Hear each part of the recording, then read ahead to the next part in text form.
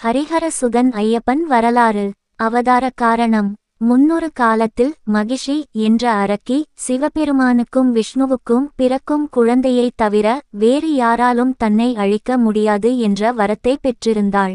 தேவர்களை அவள் துன்புறுத்தியதால் அவளை அழிக்க சிவபெருமானும் மோகினி அவதாரத்திலிருந்த விஷ்ணுவும் இணைந்தனர். இவர்களின் சக்தியால் பிறந்தவரே தர்மசாஸ்தாவான ஐயப்பன். பந்தள ராஜாவிடம் வளர்த்தல். கேரளாவை ஆண்ட பந்தள நாட்டு மன்னன் ராஜசேகரன் குழந்தை பேறு இல்லாமல் வருந்திக் கொண்டிருந்தார். ஒருமுறை அவர் காட்டுக்கு வேட்டையாடச் சென்றபோது பம்பை நதிக்கரையில் கழுத்தில் மணியுடன் ஒரு அழகான ஆண் குழந்தை அழுது கொண்டிருப்பதைக் கண்டார். அந்த குழந்தையை அரண்மனைக்கு எடுத்து வந்து மணிகண்டன் என்று பெயரிட்டு தன் சொந்த மகனைப் போலவே வளர்த்தார். அரண்மனைச் சூழ்ச்சி. சில வருடங்களுக்குப் பிறகு ராணிக்கு ஒரு ஆண் குழந்தை பிறந்தது.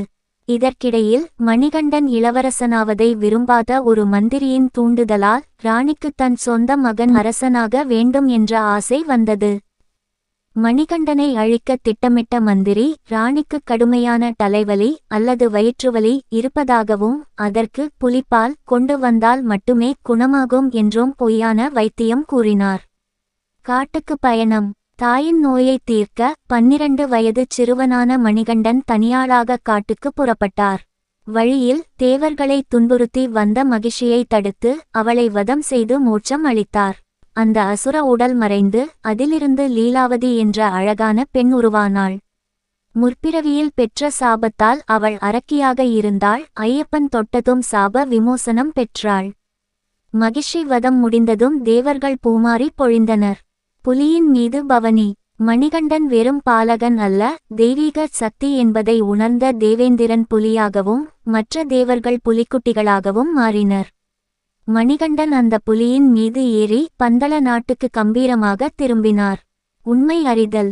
புலியின் மீது வந்த மணிகண்டனை கண்டு மக்களும் அரசனும் அதிர்ச்சியும் ஆச்சரியமும் அடைந்தனர். தான் செய்த தவறை உணர்ந்த ராணியும் மந்திரியும் மன்னிப்பு கேட்டனர்.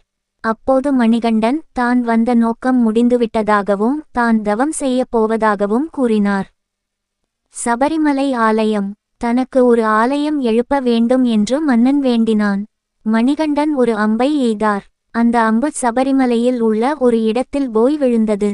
அங்கே தனக்கு கோயில் எழுப்புமாறும் தான் நிஷ்டையில் அமர்ந்து பக்தர்களுக்கு அருள்பாலிப்பேன் என்றும் கூறினார்.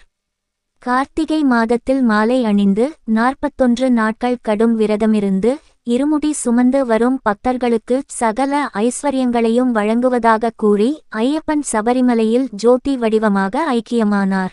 சுவாமி சரணம் ஐயப்ப சரணம்.